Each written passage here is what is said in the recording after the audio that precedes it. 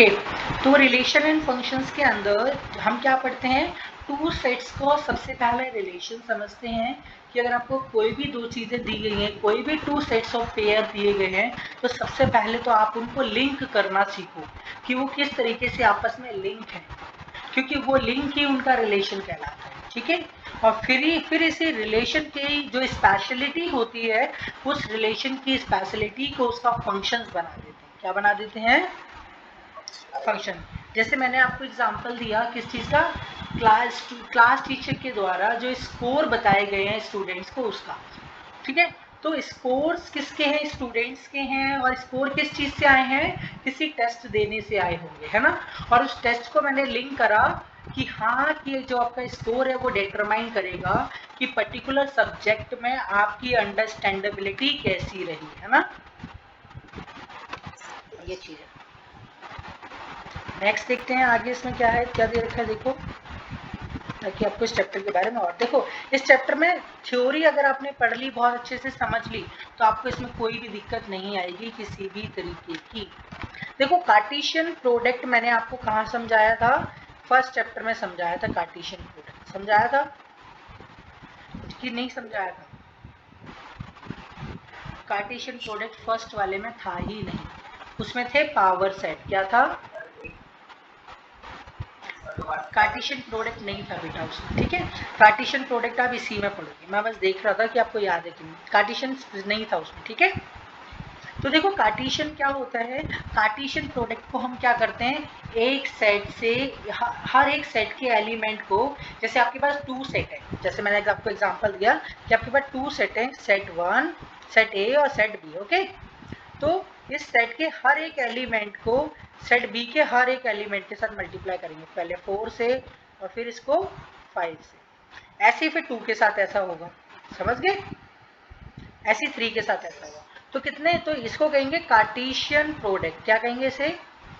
अब Cartesian product को हमेशा क्रॉस लगाकर बताते हैं। कैसे बताते हैं? क्रॉस लगाकर बताते हैं।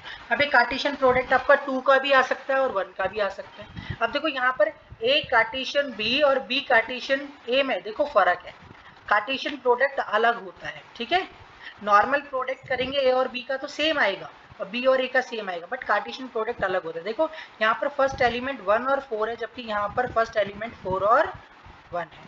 ये फर्क है। ठीक है, कार्टेशियन प्रोडक्ट समझ आया आपको? आप देखो, अब डेफिनेशन समझने की कोशिश करते हैं।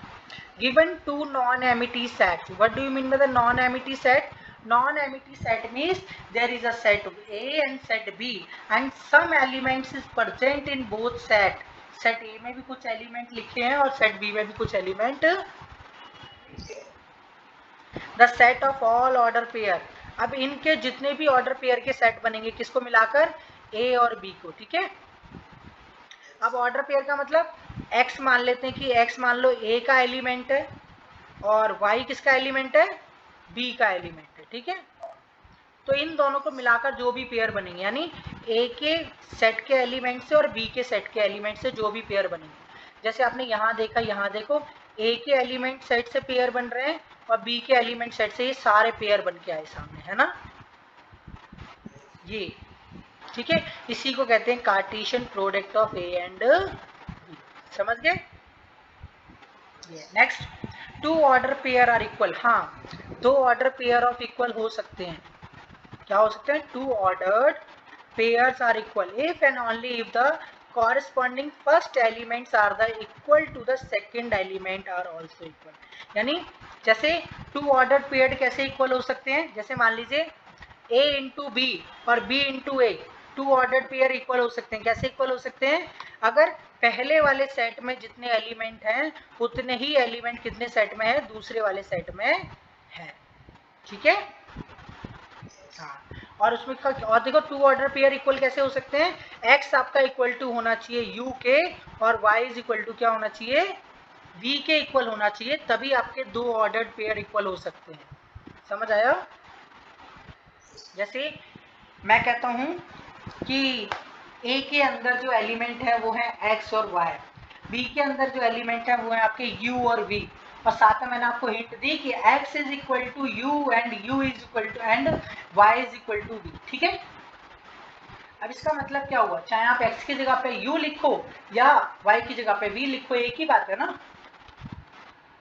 ये इफ a सेट के अंदर जो नंबर है वो p है और b सेट के अंदर जो नंबर है वो कितने हैं, q है, तो a और b का जो प्रोडक्ट होगा वो क्या होगा, p इंटू क्यू होगा। अब इस चीज को यहाँ पर समझाता हूँ, देखो आपको, जैसे यहाँ a के अंदर, इस वाले सेट के अंदर, ये जो था पहला वाला है ना, इसके अंदर कितने एलिमेंट थे, 3 एलिमेंट्स थे ना इसके अंदर 3 एलिमेंट। और ऐसे ही बी वाली के अंदर, बी वाला जो सेट था उसके अंदर कितने एलिमेंट थे, कितने एलिमेंट थे, 2 थे, दिख रहे हैं ना स्क्रीन पे इसमें। ओके, अब ये बताओ कि अगर ए और बी का प्रोडक्ट करेंगे, कार्टेशियन प्रोडक्ट, तो उसके अंदर कितने नंबर ऑफ पेयर्स बनेंगे, कैसे निकालेंगे। 1 मार्क्स का क्वेश्चन आता है आपके एग्जाम में, ठीक है। तो कैसे निकालेंगे, 3 इंटू 2 कितना हो जाएगा।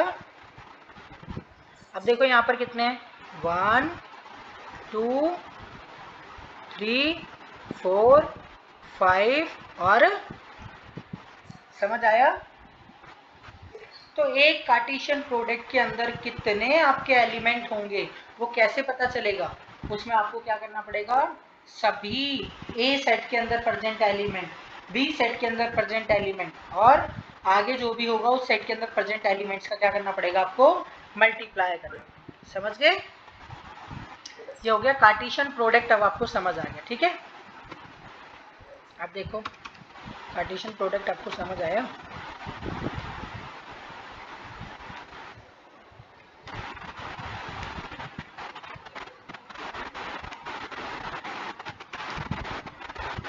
एक्सरसाइज 2.3 2.1 का